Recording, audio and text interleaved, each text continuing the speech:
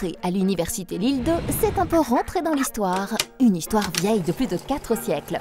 Tout commence en 1559 avec la création à Douai des facultés de droit et de médecine par Philippe II, roi d'Espagne. En 1876, la faculté mixte de médecine et de pharmacie est créée à Lille. 20 ans plus tard, l'université de Lille voit le jour. Elle est composée des facultés de lettres, sciences, droit et médecine. En 1971, l'université Lille 2 Droit et Santé est créée à Lille. Ces bâtiments sont essentiellement regroupés sur 5 sites au sein de la métropole lilloise. On y compte aussi 5 complexes sportifs et 4 bibliothèques universitaires ainsi qu'une salle de spectacle. Côté chiffres, on compte plus de 28 000 étudiants, près de 1200 enseignants et enseignants-chercheurs et 927 personnels, bibliothécaires, ingénieurs, administratifs, techniciens, ouvriers de services et de santé, soit l'équivalent d'une ville moyenne de 30 000 habitants.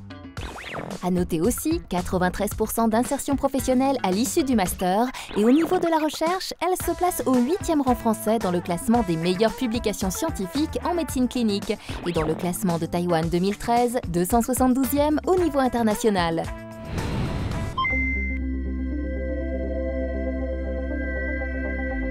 Cette maison, cette université, c'est d'abord une famille, c'est vrai, dans laquelle nous partageons non pas une identité de discipline, parce que finalement il y a de la médecine, il y a de la pharmacie, du droit, de la gestion, mais une vraie identité sur un certain nombre de valeurs qui nous caractérisent et qui, je crois, nous différencient profondément des autres. L'université Lille 2 Droit et Santé développe ses formations dans 4 grands secteurs bien identifiés, que sont ceux de la santé, avec la médecine bien évidemment, la pharmacie, l'odontologie, sage-femme, etc. Dans le secteur droit, avec bien évidemment la faculté de droit et sciences juridiques et politiques, et puis le secteur gestion, ainsi que dans le secteur sport. La mission de l'université, c'est de former des étudiants, mais que ces formations soient adossées sur une recherche de haut niveau, pour actualiser en permanence les connaissances des enseignants-chercheurs et par là même la connaissance des étudiants et les former finalement à l'avenir et non pas au passé. Une des missions principales de l'université, c'est bien celle à la fois de diplômer, mais surtout de permettre à l'étudiant de s'insérer professionnellement. Donc nous sommes tout entiers orientés dans une dimension professionnelle et nous voyons arriver un public qui est hétérogène, qui est varié, avec des niveaux qui sont très différents les uns des autres.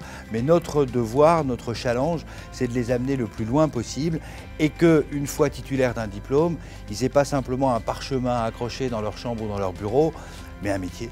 C'est donc une formation qui soit la plus professionnalisante possible, même si elle est parallèlement académique et scientifique ancrée sur la recherche, avec des mises en stage régulières au niveau DEUS, au niveau licence, au niveau des licences professionnelles. Une formation jusqu'à l'alternance, c'est quelque chose d'important, avec même parfois des formations en apprentissage, de façon à conduire, à aider cet étudiant à aller vers cette insertion professionnelle. L'innovation, c'est tout ce qui fait qu'on ne se satisfait pas de l'état de la situation à un moment donné. L'innovation, c'est se poser en permanence la question de savoir en quoi on peut s'améliorer pour rendre un meilleur service, pour être plus efficace vis-à-vis de nos étudiants, plus efficace dans nos processus de gestion, de décision, de gouvernance, plus efficace globalement, y compris dans le domaine de la recherche. Le premier niveau d'innovation au sein de l'université, c'est que les unités de recherche innovent au plan méthodologique et proposent des nouveaux concepts dans tous les champs disciplinaires que couvre l'université.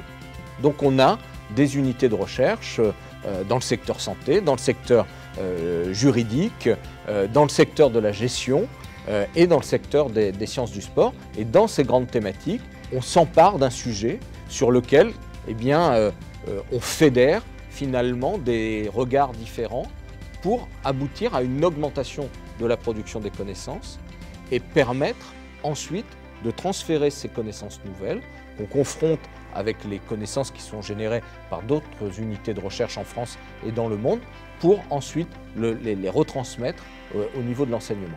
Il faut avoir des formations qui soient innovantes. Innovantes parce qu'elles vont sur des nouvelles niches d'emploi et on sait que nos formations doivent répondre à de nombreux défis sociétaux sur ce plan-là, mais elles doivent être aussi innovantes par les formes d'enseignement, les formes de pédagogie.